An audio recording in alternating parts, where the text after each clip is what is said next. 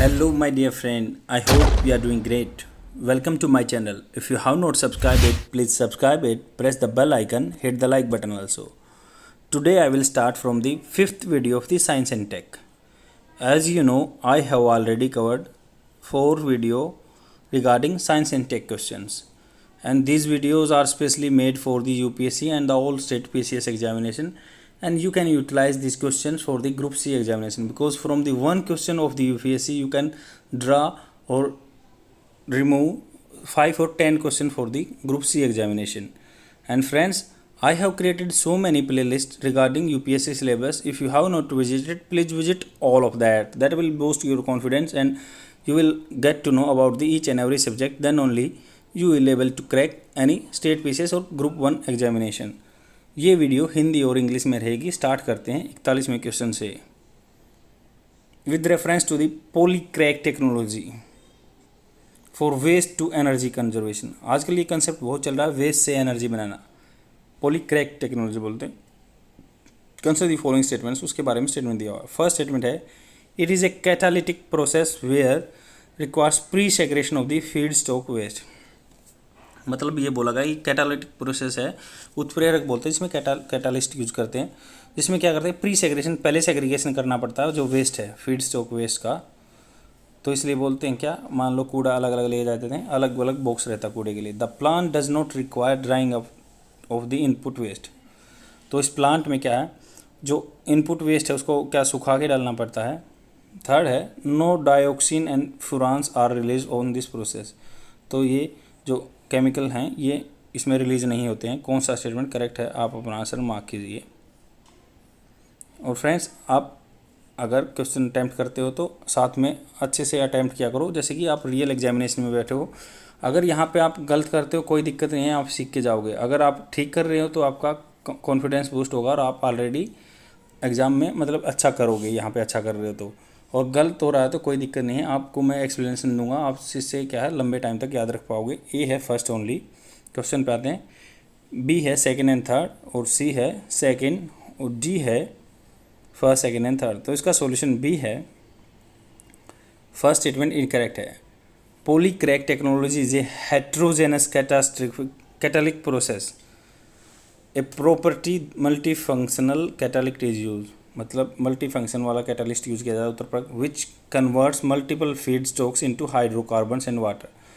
जो आपका वेस्ट है उसको हाइड्रोकार्बन और वाटर में कन्वर्ट कर देता है. In this process pre segregation of waste is not required. मतलब पहले सेग्रीगेशन वेस्ट का करना कोई ज़रूरी नहीं है, सारा वेस्ट डाल दो, उसको हाइड्रोकार्बन्स एंड वाटर में कन्वर्ट कर देगा. सेकेंड स्टेटमेंट करेक्ट है. The plant has a high tolerance to moisture, hence drying up the waste after the treatment is not required. नहीं, बाद में सुखाने की ज़रूरत है क्योंकि ये हाई टॉलरेंस कर सकता है मॉइस्चर का, कोई दिक्कत नहीं है. And the process is a zero discharge process and environmentally friendly.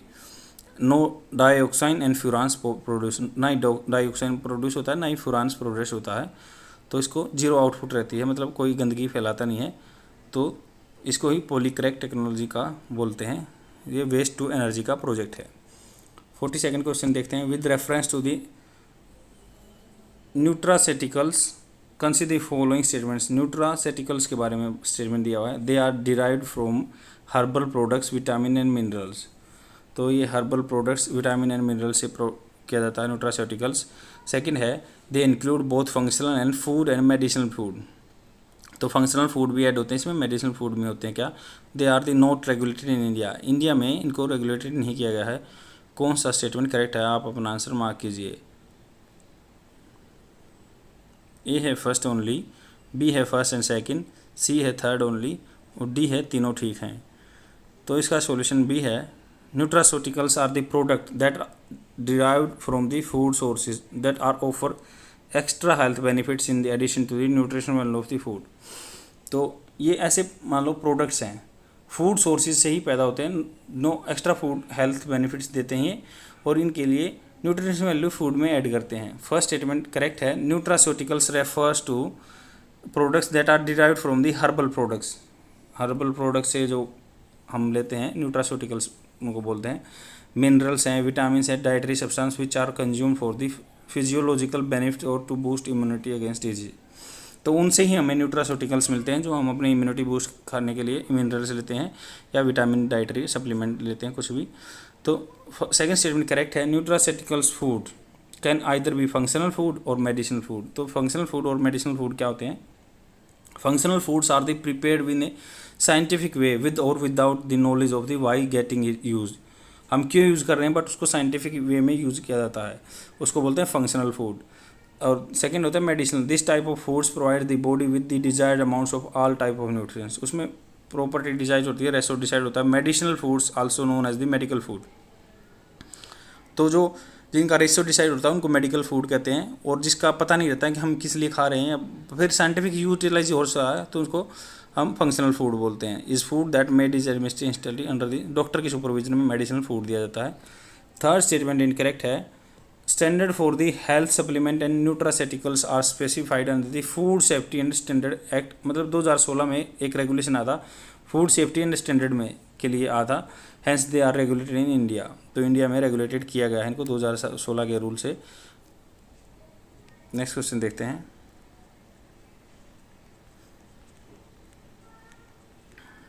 Third question, with reference to the non personal data framework in India consider the following statement. Non personal data के बारे में बात की है, सब पर्सनल डाटा के बारे में करते हैं क्योंकि 2017 में पुट्टा स्वामी केस के द्वारा सुप्रीम कोर्ट ने बता दिया कि right to privacy is a fundamental right, उसको पर्सनल डाटा बोलते हैं। बट नॉन पर्सनल डाटा के बारे में ये क्वेश्चन है, it is the set data through which no individual person can be identified. तो ये सेट ऑफ डाटा है, मतलब एक डाटा का सेट है, उससे क्या किसी इंडिविजुअल बंदे को नहीं पहचाना जा सकता। A committee on non personal data governance is constituted under the chairman of the BN Shri Krishna. तो जो कमेटी बनाई गई थी, क्या उसके चेयरमैन BN श्री कृष्णा जी थे। It has classified the data collected by the ride hailing apps as community non personal data. तो जैसे राइड हेलिंग मतलब आप कार बुक करते हो, जैसे उबर हो गई और आपकी ओला हो गई, या और भी कोई सर्विसेज देता है जो राइड की है आपका, तो उनको नॉन पर्सनल डाटा के लिए कलेक्ट करते हैं। Which of the given statements are correct. तो उसको नॉन पर्सनल डाटा बोलते हैं जो राइड वगैरह के कैच करते हैं। आपका ए है फर्स्ट ओनली, बी है first and second third, C है सेकंड एंड थर्ड, और डी है तीनों ठीक हैं। तो इसका सॉल्यूशन बी है। फर्स्ट स्टेटमेंट करेक्ट है, non personal data is an set of data that does not contain personally identification. कोई इंडिविजुअल को पहचान नहीं सकता उस डाटा से। No individual can be identified by looking at such data. कोई अकेला आदमी पहचाना जा सकता है ऐसे डाटा की तरफ देख के। सेकेंड स्टेटमेंट इनकरेक्ट है, committee headed by the Kris Gopalakrishnan. जो नॉन पर्सनल डाटा का है वो क्रिस गोपाल कृष्णा चेयरमैनशिप में बनाई गई थी। It has been formed for non personal data governance. It is classified non personal data into 3 categories, namely public non personal data, पहला तो है public non personal data, second है community non personal data, and third है private non personal data. और BN Krishna जो श्री कृष्णा थे वो personal data पे कमेटी बनाई गई थी, इसलिए इनकरेक्ट है। थर्ड स्टेटमेंट करेक्ट है, any data identifies about A set of people who have either the same geographic location, मतलब एक एरिया में रहते हैं, जोग्राफी में रहते हैं, या एक रिलीजन के हैं, या जॉब एक करते हैं, या other common social interest will form the community non personal data. मतलब एक तरह के आदमियों पे सर्च की जाए, जैसे उनका डाटा इकट्ठा करे, एक जगह जॉब करते हैं, एक धर्म के हैं, एक जगह रहते हैं। दस the data collected by the ride hailing apps, जो मान लो आपकी उबेर या ओला जो डाटा कलेक्ट करती है, टेलीकॉम कंपनी भी हैं, या डिस्कॉम है डिस्ट्रीब्यूशन कंपनी है जो आपकी इलेक्ट्रिसिटी डिस्ट्रीब्यूट करती हैं, other comes under the community non personal data category. तो इनको ही नॉन पर्सनल डाटा कैटेगरी कहते हैं कि यहाँ के आदमी, मान लो इस एरिया के आदमी यहाँ तक ट्रेवल करते हैं, इसको नॉन पर्सनल डाटा की कैटेगरी में बांटा गया है। 44th क्वेश्चन देखते हैं। In the context of the image formation by a lens, lens से इमेज बनती है तो उसके बारे में स्टेटमेंट दिया हुआ है। एक concave lens always forms a virtual image. Concave आपका ये शेप वाला होता है, बीच से पतला, किनारों पे मोटा, और इनवर्ड आपका कर्व रहता है, कनकेव शेप। एक convex lens always forms a real lens. Convex होता है ये, तो क्या ये रियल इमेज बनाता है, ये वर्चुअल इमेज बनाता है, ऐसे पूछा गया। एक concave lens always forms an erect image. जो कनकेव है क्या इरेक्ट इमेज बनाता है हमेशा। कनकेव हम अपने चश्मे में यूज करते हैं, जो इनके किनारों से मान लो मोटे होते हैं, बीच में चश्मा पतला होता है। पर कई बार ओल्ड एज के आदमी जिनका मोटा चश्मा बीच से होता है और किनारों पे पतला होता है, उनको जैसे नज़दीक की चीज़ें नहीं दिखती हैं। जो ये होता है निकट दृष्टि दोष बोलते हैं, दूर की चीज़ें जिनको नहीं दिखती उनके लिए कनकेव यूज किया जाता है। और जो आदमी को नज़दीक का गड़बड़ दिखता है उसको दूर दृष्टि दोष बोलते हैं, क्योंकि अपोजिट नाम दिए हुए हैं, उसको कन्वेक्स लेंस यूज होता है। ये थोड़ा आइडेंटिफिकेशन के लिए मैंने आपको बता दिया। फोर्थ है, a convex lens always form an inverted image. Convex क्या इन्वर्टेड इमेज बनाता है? कौन सा स्टेटमेंट करेक्ट है? आप अपना आंसर मार्क कीजिए। ए है फर्स्ट एंड थर्ड, बी है सेकेंड एंड फोर्थ, सी है सेकेंड एंड थर्ड और डी है फर्स्ट एंड फोर्थ। तो इसका सॉल्यूशन ए है। टू टाइप्स ऑफ लेंस हैं, कनकेव और कन्वेक्स, ये तो पता ही है आपको, मैंने बता दिया। तो इसमें क्या है, डिपेंड्स ऑन दी लेंस पे डिपेंड इतना नहीं करता है, रिफ्रैक्शन पे डिपेंड करता है, शेप ऑफ द लेंस के पे डिपेंड करता है, पोजीशन ऑफ द ऑब्जेक्ट पे भी डिपेंड करता है। Concave lens first and third correct है। A concave lens is a lens that possesses at least one surface that curves inwards. तो एक सरफेस जिसकी मिनिमम होगी, जिसकी इनवर्ड्स कर्व होगी, is a diverging lens. Diverge मतलब ये आपको स्प्लिट करेगा रेज को। कन्वर्ज होता है एक जगह पे मिलाना, जैसे कन्वेक्स लेंस एक जगह पे कन्वर्ज करता है। तो have been reflected through it, a concave lens always form a erect and virtual image. तो जो इरेक्ट बनाएगा सीधी और वर्चुअल इमेज बनाएगा काल्पनिक, जैसे कि जो दूर दृष्टि दोष वाले, जो निकट दृष्टि दोष वाले यूज करते हैं। और सेकेंड एंड फोर्थ इनकरेक्ट है, the convex lens converge rays, converge करता है that parallel to this principal axis. It is relative thick in the middle से थिक होता है, thin and lower and upper edges पे थिन होता है। The surfaces are curved outward curve होते हैं। The image is form by convex lens, either real हो सकती है, वर्चुअल हो सकती है, इरेक्ट हो सकती है या इन्वर्टेड हो सकती है, कुछ भी हो सकता है कन्वेक्स में। नेक्स्ट क्वेश्चन देखते हैं, 45th question. Consider the following statement with reference to the recent mapping initiative of the geological survey of India. तो जियोलॉजिकल सर्वे ऑफ इंडिया ने रिसेंटली मैपिंग की है, उसके बारे में कुछ स्टेटमेंट दिया है। फर्स्ट स्टेटमेंट है, नेशनल जियो केमिकल मैपिंग। क्या इसका क्या जैसे ऑब्जेक्टिव क्या है? Cover the entire surface area of the country by Jio chemical sampling. Second है, नेशनल जियो फिजिकल मैपिंग। पहला केमिकल था, ये फिजिकल मैपिंग हो गया। Delineate conceal deep seated structure capable of hosting minerals. तो मिनरल्स देखने के लिए क्या जियो फिजिकल है। थर्ड है, national aero geophysical mapping.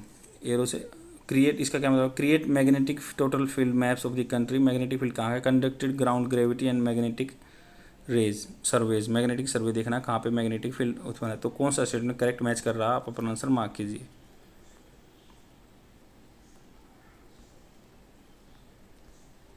ए है फर्स्ट ओनली, बी है फर्स्ट एंड सेकेंड, सी है थर्ड और डी है फर्स्ट सेकेंड एंड थर्ड। तो इसका सॉल्यूशन ए है। Geological survey of India is an attach office. Attach office है to the ministry of mines. तो जियोलॉजिकल सर्वे है जो मिनिस्ट्री ऑफ माइंस का अटैच ऑफिस है विच होल्ड्स ए रिपोजिटरी, मतलब उसके पास एक डायरी है, मतलब वो एक डाटा इकट्ठा करता है। Repository of geoscience information. Geo होता है अर्थ साइंस की इन्फॉर्मेशन रहती है इस ऑफिस में। Required in the various fields in the country. The mandate of the geological survey of India relates to the creation and updation of the national geo scientific data. मतलब earth का scientific data लेता है and mineral resources assessment, जहाँ पे आपके खनिज हैं। Airborne और मेरीन सर्वेज, हवा के भी सर्वे लेता है या पानी के अंदर भी सर्वे लेता है। Conducted multifarious geotechnical and geoenvironmental, earth से रिलेटेड टेक्निकल बातें या इन्वायरमेंट की बातें, या नेशनल हजार्ड स्टडीज। ग्लेशियोलॉजी मतलब आपके ग्लेशियर पिघल रहे हैं उसके लिए, या सिस्मोटोनिक्स जो आपके ज्वालामुखी आ रहे हैं या आपके भूकंप आते हैं उसके बारे में, सिस्मो बताते हैं उसको। तो उसके बारे में डाटा इकट्ठा करता है। माइन मिनिस्ट्री ऑफ माइन के साइड में एक ऑफिस है, उसका ही अटैच ऑफिस है। तो फर्स्ट स्टेटमेंट करेक्ट मैच है। National geo chemical mapping. Chemical mapping मतलब नेशनल तो राष्ट्रीय होगा, जियो से अर्थ होगा, केमिकल है। केमिकल मैपिंग से आप याद रख सकते हैं। Aims to cover entire surface area of the country by Jio chemical sampling लेते। It can be use in managing and developing natural resources, environmental development, agriculture, human health and also search to hidden minerals deposit. सारे काम कर देता है ये। आदमी की health देख लेता है, मिनरल्स कहाँ हैं वो देख लेता है। जियो केमिकल बोलते हैं उसको। सेकेंड स्टेटमेंट इनकरेक्ट मैच है। इसमें बोला गया जियो फिजिकल बोला गया। मैपिंग्स क्या होता है? Generate basic and derived map of the gravity anomaly. Gravity के बारे में जियो फिजिकल में आप सर्च डाटा से ले सकते हैं। International geo magnetic reference, magnetic या ग्रेविटी के बारे में बात करता है। Correct magnetic total field maps, कहाँ कहाँ पे कौन सा मैग्नेटिक फील्ड है of the country by conducting ground gravity and magnetic survey. It helps to design exploration strategy for mineral. तो स्ट्रेटजी बनाएगा कि कहाँ पे क्या मैग्नेटिक फील्ड है, या उसके लिए स्ट्रेटजी बनाएंगे जियोफिजिकल के लिए। थर्ड है इनकरेक्टली मैच है। National aero geophysical map program aim to delineate concealed deep seated structure capable of the hosting minerals. तो डीप सीटेड जो स्ट्रक्चर हैं उसके एरो से भी हम सर्वे कर सकते हैं। नेक्स्ट क्वेश्चन देखते हैं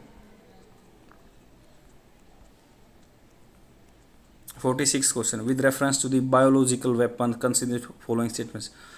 बायोलॉजिकल वेपन्स के बारे में बात की गई, क्योंकि पहले कहते थे कि भाई आजकल तो हथियारों की लड़ाई नहीं होगी, बायो वेपन है, जैसे वायरस छोड़ दिया एक दूसरे को बर्बाद कर दिया, जैसे आजकल कोरोना के बारे में बोला जा रहा है, तो उसके बारे में स्टेटमेंट है। The first statement is the first biological weapon is in warfare was use in Germany in world war 1। तो जर्मनी में वर्ल्ड वार 1 में क्या बायोलॉजिकल वेपन यूज़ किया गया था। सेकेंड है बोटुलिनियम टॉक्सिन, ये टॉक्सिन का नाम है botulinum toxin which causes botulism is produce by a bacteria, क्या बैक्टीरिया के द्वारा बनाया जाता है। थर्ड है Marburg haemorrhagic fever is caused by the Marburg virus. Fourth है since the vaccine of the small pox is available it is can not be use in biological weapon. मतलब small pox की हमारी बीमारी थी कि भाई छोटी माता बोलते हैं इसको देसी में, कि उससे क्या बायोलॉजिकल वेपन के द्वारा यूज़ किया जा सकता है। कौन सा स्टेटमेंट करेक्ट है, आप अपना आंसर मार्क कीजिए। ए है फर्स्ट एंड थर्ड, बी है सेकंड एंड थर्ड, सी है सेकंड थर्ड फोर्थ, और डी है फर्स्ट एंड फोर्थ। इसका सॉल्यूशन बी है। बायोलॉजिकल वेपन क्या होते हैं। Biological weapons are the micro organism like viruses हैं, बैक्टीरिया हैं, फंगी हैं या अदर टॉक्सिन्स हैं that are produce and release deliberately, मतलब जानबूझ के छोड़ दें, टू कोज डिजीज और death in the humans animal and plants. First statement correct है। The first biological weapon in warfare was no incorrect है फर्स्ट स्टेटमेंट, क्योंकि पहली बार जर्मनी में वर्ल्ड वार में यूज़ नहीं किया गया, इससे पहले 1347 में। One of the first recorded use biological warfare अकन 1347, ये तो 1939 में हुई थी, तो उससे मतलब बहुत साल पहले यूज़ हो गया, 600 साल पहले यूज़ हो गया 1347 में। दैट मंगोलियन फोर्सेज, जो मंगोल की फोर्सेज थी, reported to have captured plague infested bodies, जिनको प्लेग हो रखा है, जैसे चूहे के काटने से प्लेग होता है। तो कैटापुल्ट मतलब आपके गुलेल में डाल के, कैटापुल्ट मतलब आप गुलेल में डाल के या कैसे भी, catapulted the plague infested bodies over the walls into the Black Sea port of the Kaffa. मतलब जो ब्लैक सी है उसके पोर्ट पे डाल के फेंक दिया। नाउ मतलब यूक्रेन बोलते हैं उसको, पहले ब्लैक सी पोर्ट ऑफ कफा बोलते थे। तो उन्होंने क्या किया, अपने आदमियों को गुलेल में डाल के वहाँ पे मंगोलियों ने वहाँ पे डाल दिया पोर्ट में। तो वो पहला बायोलॉजिकल जो वेपन यूज किया गया था 1347 में। सेकेंड स्टेटमेंट करेक्ट है। बोचुलिज्म टॉक्सिन, बोटॉक्स भी बोलते हैं, ये न्यूरोटॉक्सिक प्रोटीन, मतलब दिमाग से पैदा होने वाला, टॉक्सिक मतलब दिमाग में जो खराबी कर दे, टॉक्सिक है, जहर बोलते हैं टॉक्सिक को, प्रोटीन है वो। It is produced by the bacterium clostridium botulism and related species. तो क्लोस्ट्रीडियम और बोचुलिज्म ये उसका साइंटिफिक नेम है, उससे पैदा होता है। The toxin causes disease botulism. In the 1990, the Iraq admitted to the United Nations inspector that it had produced thousands of the ton concentrated botulism toxin, had developed bombs to deploy large quantity of botulism toxin. तो Iraq ने पहले कबूल किया था कि भाई USA का जो इंस्पेक्टर आया चेक करने के लिए कि हमने बोचुलिज्म टॉक्सिन बनाया था, तो वो करेक्ट है। थर्ड स्टेटमेंट भी करेक्ट है। मारबर्ग हेमरेज फीवर, दिमाग से हेमरेजिक, मारबर्ग वायरस डिजीज है ये, cause by the Marburg virus से होता है। The Soviet Union had an extensive biological weapon program, ये रसिया का, सोवियत यूनियन पहले संयुक्त राष्ट्र बोलते थे। Cold war era in the included research of the Marburg virus, तो मारबर्ग वायरस पे यूज़ किया, मारू बोलते हैं इसको। फोर्थ इनकरेक्ट है। Smallpox no longer occurs naturally नहीं है smallpox, and is infectious disease cause by the variola. तो ओला कैब से याद रखते हैं, वेरियोला वायरस से स्मॉल पॉक्स होता है। Smallpox has been eradicated from the world through vaccination since it was eradicated. The vaccine is not recommended, it's routine immunization. However, some governments believe there is a risk that virus which cause smallpox exists in the place other than the laboratories and could be deliberately used to cause harm. मतलब कुछ आदमी concern रखते हैं कि भाई इसको chemical weapon की तरह यूज़ किया जा सकता है, आदमियों पे फेंक देंगे वेरियोला जो वायरस है, और ये हालांकि आजकल एनवायरनमेंट में बचा नहीं है। It is the impossible to assess the risk that the might happen, but there request WHO is making efforts to help governments prepare for this possibility. तो WHO इसकी तरफ ध्यान दे रहा है, हालांकि वो इन्वायरमेंट में प्रेजेंट नहीं है। अगर लेबोरेटरी में है तो उसको as a biological weapon use किया जा सकता है। वेरियोला जिस वायरस का नाम है, स्मॉल पॉक्स होता है जिससे। 47वां क्वेश्चन देखते हैं, with reference to the biosimilar and generic drug. क्योंकि हम अपने न्यूज़ में सुना होगा कि जेनरिक ड्रग बना लो, ये हमारे वैक्सीन नहीं मिल रही, तो जेनरिक मतलब होता है उसका पेटेंट खत्म होने के बाद लगभग 20 साल का पेटेंट होता है। तो कि भाई कोई आदमी अपने नाम पे रजिस्टर कर लेता है, ये मैंने बनाई है और यही कंपनी मैं बनाऊंगी दवाई, और कोई नहीं बना सकता। तो उनके बारे में एक टर्म है बायोसिमिलर, और जेनरिक ड्रग के बारे में डिफरेंस है। Biosimilar are the exact copies. Biosimilar क्या होती है? Exact copy, while generic drugs have different chemical composition compare to the branded drugs. कोई ब्रांडेड ड्रग्स है उसकी सेम कंपोजिशन होता है या डिफरेंट कंपोजिशन होता है बायोसिमिलर और जेनरिक ड्रग्स में। सेकेंड है, unlike generic drugs every iteration of A biosimilar drug must undergo clinical trial and. तो जेनरिक ड्रग में क्या है, जेनरिक ड्रग में क्या ट्रायल नहीं होते, और बायोसिमिलर को हमेशा ट्रायल के अंदर जाना पड़ेगा। थर्ड है, biosimilar are not eligible for the process patents in India.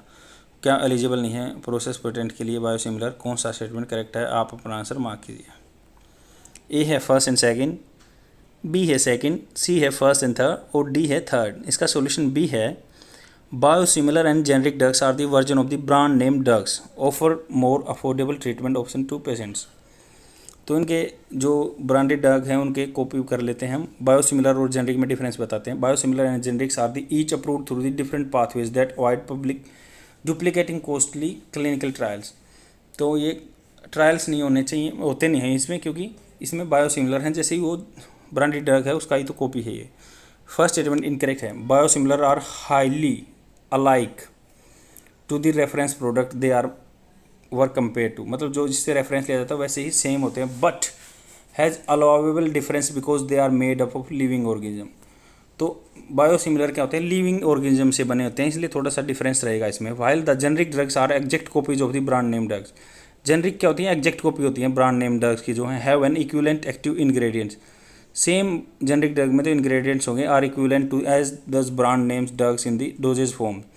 Safety भी उतनी होगी, स्ट्रेंथ भी होगा, रूटीन ऑफ एडमिनिस्ट्रेशन होगा, quality of performance characters in the intended use होगा। सेकेंड स्टेटमेंट करेक्ट है। Once a drug formulation has received marketing authorization from the central drug standard control organization, subsequent manufacturer to the drug formulation are not required to undertake clinical trial with respect to the equivalent drug formulation if the drug formulation has been marketed for over 4 years. However, biosimilar are derived for the living modified organism are required to undergo clinical trial. As a result, unlike generic drugs, every iteration of the biosimilar drug must undergo clinical trial. मतलब generic drug में क्या है? आपको iteration, biosimilar drug must undergo, मतलब जो generic medicine है उनको हर बार trial में नहीं जाना पड़ेगा, पर इनका क्या है, जो बायोसिमिलर है उनको हर बार ट्रायल में जाना पड़ेगा, क्योंकि वो जीते हुई चीज़ों से बनते हैं, लिविंग ऑर्गेनिज्म से बनता है। थर्ड स्टेटमेंट क्या रखें? The biosimilar are not eligible for the product patents. Biosimilar product का कोई पेटेंट नहीं होता, as the end product is the same as already patented and non reference biologic, but eligible for the process patents. तो इसको process patent मिल सकता है as long as the process fulfils the other criteria of the patentability. तो biosimilar को भी patent नहीं मिलता है, हालांकि उसको प्रोसेस जो है पेटेंट मिल सकता है प्रोसेस करने का। नेक्स्ट क्वेश्चन देखते हैं, 48th question, with reference which of the following is or are the features of the holographic images. Holograph आप देखते हैं, क्योंकि ऑथेंसिटी आजकल बहुत सारी चीज़ों में कॉपी हो गई है, तो उसके लिए होलोग्राफिक इमेज के बारे में बात करते हैं। This technology can be use to create 3 dimensional image. 3 dimensional image use होती है इसमें। 3D आजकल बात करते हैं, क्योंकि बाकी यूएसए ने तो 4D भी बना लिया है। तो the technology can be use to create image which can be watch for the multiple view points. क्या 3D को हम मल्टीपल व्यू पॉइंट से देख सकते हैं? थर्ड है, this technology can be use to detect both virus and antibodies को भी डिटेक्ट कर सकती है। कौन सा स्टेटमेंट आपका करेक्ट है? आंसर मार्क कीजिए। ए है फर्स्ट ओनली, बी है सेकेंड ओनली, सी है सेकेंड एंड थर्ड, और डी है फर्स्ट सेकेंड एंड थर्ड। तो इसका सोल्यूशन डी है। A hologram is a physical structure that diffracts, आपने सुना होगा डिफ्रैक्शन, रिफ्रैक्शन डिफ्रैक्शन सुना है, तो लाइट इनटू इमेज, तो लाइट को इमेज में बनाता है ये। It can be using laser beams use की जाएंगी। The properties of the interference and the diffraction, light intensity, recording and illumination of the recording. First statement correct है। Holographic technology the technology that can be use to create a 3 dimensional projection called hologram. तो hologram use करते हैं जो हम product पे देखते हैं। This images can be seen without using any special equipment such as cameras और भी ग्लासेज। तो ये क्या टेक्नोलॉजी, होलोग्राफिक टेक्नोलॉजी बोलते हैं। तो उनको 3 डायमेंशनल होलोग्राम बनाना होता है। This images can be seen without using special equipment such as cameras and glasses. तो इसको ऐसे ही देखा जा सकता है। सेकंड स्टेटमेंट करेक्ट है। The holographic images can changes according to the relative position of the individual viewer. देखने वाले की तरह ही पोजीशन चेंज कर देगा। होलोग्राम को कहीं से देख सकते हैं। Actually present, hence image can be watched from the multiple view points in the holographic images. Third statement correct है। Scientist have developed a method using holographic images to detect both virus and antibodies को detect कर सकते हैं। This method uses laser beams to record hologram on their test beds. Bed surfaces are activated with the biological binding sites that attracts either antibodies and virus particles. जो test bed है उसको activate कर देंगे chemical से, उसके ऊपर antibodies virus आएंगे। Binding antibodies and the virus cause the beads to grow for a fewer billionth parts of the meter. तो वहाँ पे वायरस आएंगे या मान लो एंटीबॉडीज आएंगी तो उस जगह को ग्रो कर देंगे जो टेस्ट बेंच को। नेक्स्ट क्वेश्चन देखते हैं। 49th question. In which of the following nano particles are being use presently. Nano particles किस में यूज किए जाते हैं? पेंट में, बैटरी में, सनस्क्रीन्स में, और फोर्थ है क्लोथिस में। कौन सा आंसर करेक्ट है? आप अपना आंसर मार्क कीजिए। ए है फर्स्ट एंड सेकंड, बी है सेकंड थर्ड फोर्थ, और सी है फर्स्ट थर्ड फोर्थ, और डी है फर्स्ट सेकंड थर्ड फोर्थ। इसका सॉल्यूशन डी है। चारों ठीक हैं। नैनो पार्टिकल साइज वेरीज कितना, पहले भी हमने क्वेश्चन में डिस्कस किया था कि 1 नैनोमीटर से 100 नैनोमीटर तक हो सकते हैं। नैनो होता है 10⁻⁻⁹, तो इतना छोटा माइन्यूट चीज़ रहती है डायमीटर में। तो पेंट इंडस्ट्री में भी nano to improve the adhesion of the paints, मतलब चिपकने से एडेटिव क्वालिटी आ जाती है, एंड प्रोटेक्टिव लेवर के। Currently titanium oxide TiO2 and silicon oxide, titanium oxide याद रखना आपको, और सिलिकॉन ऑक्साइड ये पेंट में यूज होते हैं। सेकेंड स्टेटमेंट करेक्ट है। Nano particles are use in the batteries that allow charge to flow more freely resulting in higher capacity and shorter charge discharge cycle. Charge जल्दी हुआ discharge होगा, इसलिए हम बैटरी में भी नैनो पार्टिकल यूज कर सकते हैं। थर्ड है nano particles are the being use in sunscreen, जो हम फेस पे लगाते हैं सन के लिए बचने के लिए क्रीम है जो, to keep natural sunscreen from living a white film और स्किन। तो नेचुरल स्किन नहीं तो वाइट स्पॉट छोड़ देगी, तो उसको बचाने के लिए ये यूज़ किया जाता है। They prevent skin cancer by the absorbing ultraviolet lights. तो जो यूवी लाइट आती है उनको रिपेल करते हैं, जिससे हमारे कैंसर होने के कम चांसेस रहते हैं। इसमें कौन सा? Zinc oxide and titanium oxide by reflecting UV rays from the skin.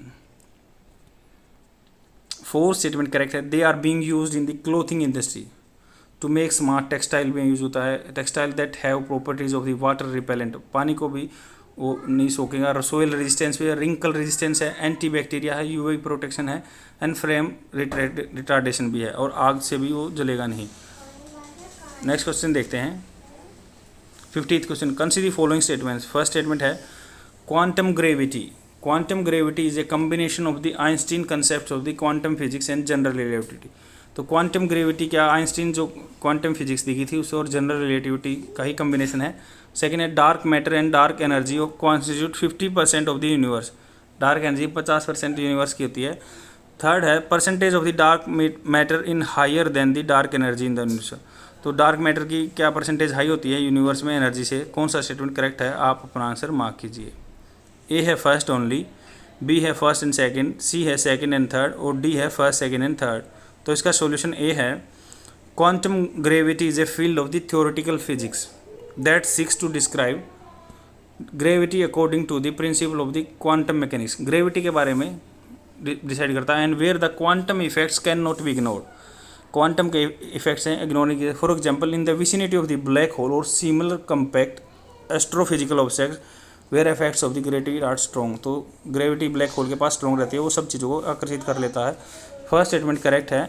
Quantum gravity is a combination of the Einstein concepts of the quantum physics and general relativity which explain how gravity works on the universe smallest particle. तो quantum gravity के बारे में बताया गया कि Einstein के जो concept हैं फिजिक्स के बारे में या जनरल रिलेटिविटी के बारे में, ये दोनों का कम्बिनेशन है।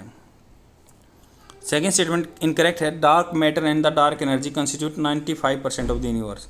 तो दोनों मिलके 95 का परसेंटेज में मिलते हैं। थर्ड स्टेटमेंट इनकरेक्ट है, रफली 27% of the universe is made of the dark matter which is considered to responsible for holding the galaxy together. Dark matter से 27% रहता है, तो पूरे यूनिवर्स को इकट्ठा रखता है, गैलेक्सी को। 68% of the universe is below to made of the dark energy. तो 27% तो डार्क मैटर है, 68% हमारे पास डार्क एनर्जी है which is responsible for the accelerated expansion of the universe. तो यूनिवर्स का एक्सपेंशन के लिए रिस्पॉन्सिबल रहती है एनर्जी। ये आपका हिंदी में आंसर प्रोवाइड किया हुआ है। That is all for today. I will come tomorrow with more questions, and please share my video among your friends because it is totally paid content, and if you will do practice daily along with me, definitely you will clear the examination in the future. Okay friends, bye.